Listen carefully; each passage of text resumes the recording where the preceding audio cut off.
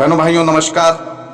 मैं पंडित दिनेश नारायण पांडे आध्यात्मिक वेदांग ज्योतिष के ग्रहवाणी चैनल पर आप सभी का हार्दिक अभिनंदन करता हूं, आप सभी का स्वागत करता हूं। एक बार प्रेम से बोलिए जय माता की। बहनों भाइयों, लोग गालियां क्यों बकते हैं? कुछ लोग तो क्रोध में बकते हैं, कुछ लोग सामान्य बातचीत में गालियों का प्रयोग करते हैं। क्यों होता है ऐसा? क्या कोई ज्योतिषीय योग भी होता है गालियां बकने का? तो बहनों भाइयों, इसी विषय को लेकर के आपके सम्मुख उपस्थित हूं। बहनों भाइयों, आप सभी जानते हैं कि चंद्रमा मन का कारक होता है, मंगल क्रोध का कारक होता है, हठ का कारक होता है,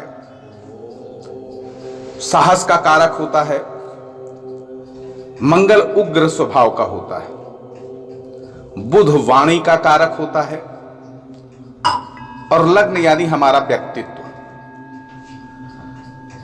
जब कहीं ना कहीं इन सारी चीजों पर पाप ग्रहों का प्रभाव हो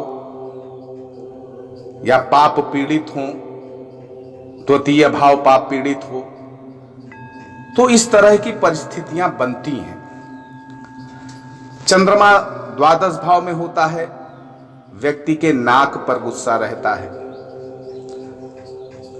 अब चंद्रमा पर मंगल की दृष्टि हो, छठे भाव में मंगल बैठ करके चंद्रमा को दृष्ट कर रहा हो, देख रहा हो, आठवें भाव पर मंगल बैठ करके देख रहा हो चंद्रमा को, तो व्यक्ति क्रोध में आकर के सिर्फ गाली गलौज ही नहीं करता है, क्रोध में आकर के घर का सामान भी तोड़ता है, फेंकता है। यह प्रभाव होता है। चंद्रमा पर मंगल की दृष्टि हो और साथ में शनि की भी दृष्टि हो जाए तो प्रभाव और ज्यादा हो जाता है। व्यक्ति क्रोध से, आवेश से और कुंठा से गालियां बकता है। द्वितीय भाव पाप पीड़ित है, बुध पीड़ित है, बुध पर पाप ग्रहों का प्रभाव है तो वाणी दोष होता है। अब वाणी दोष अगर ज्यादा प्रभाव है तो ज्यादातर वाणी में हकलापन आ जाता है या वाणी साफ नहीं निकलती है या कभी कभी व्यक्ति गूंगा भी रहता है। तो इस तरह की स्थितियां बनती हैं।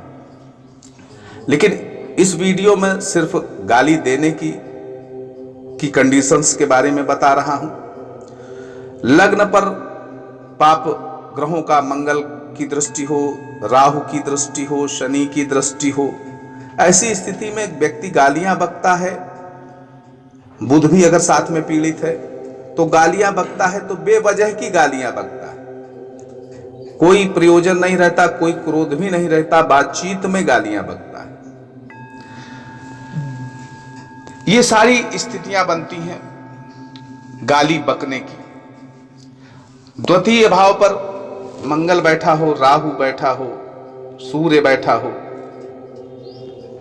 तो व्यक्ति जो जातक है वो तो गालियां बकेगा ही। उसके पिता, उसके चाचा, उसके ताऊ भी गालियां बक सकते हैं और घर में गालियों का आदान प्रदान होता रहता है। चंद्रमा पर छठे आठवें भाव से मंगल की दृष्टि पड़ रही है या मंगल जो है इन भावों का स्वामी है, तो जातक क्रोध के कारण गालियां तो बकेगा ही, सामान का भी तोड़फोड़ करता है। मंगल की राशि का व्यक्ति है, यानी मेष राशि का व्यक्ति है, वृश्चिक राशि का व्यक्ति है या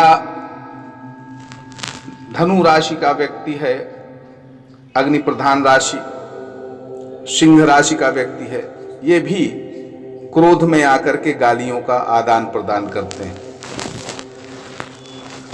ये सारी स्थितियां बहनों भाइयों, और इसमें मुख्यतः चीज एक देखने में आती है कि बुध पीड़ित होता है, चंद्रमा मंगल का संबंध बनता है। ये सारी स्थितियां, इसमें भी मंगल की भी भूमिका मुख्य होती है।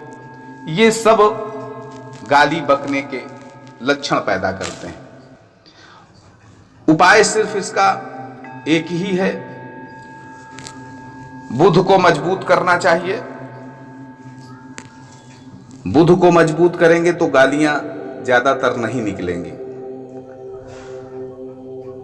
गणपति की पूजा करना, गणपति मंत्र का जप करना और मंगल की शांति के लिए हनुमान जी का दर्शन करना।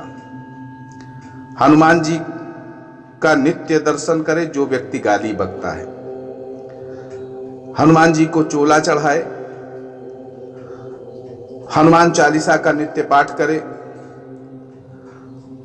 हनुमान जी को प्रसाद चढ़ाए मंगलवार वाले दिन, हनुमान अष्टक का पाठ करे, तो गाली बकने की जो गति है उस पर नियंत्रण होता है।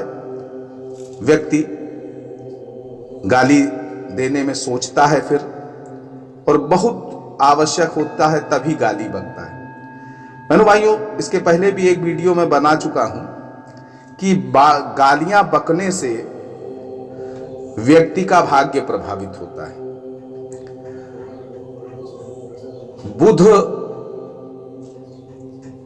अगर पीड़ित है तो आपका भाग्य प्रभावित होगा ही होगा।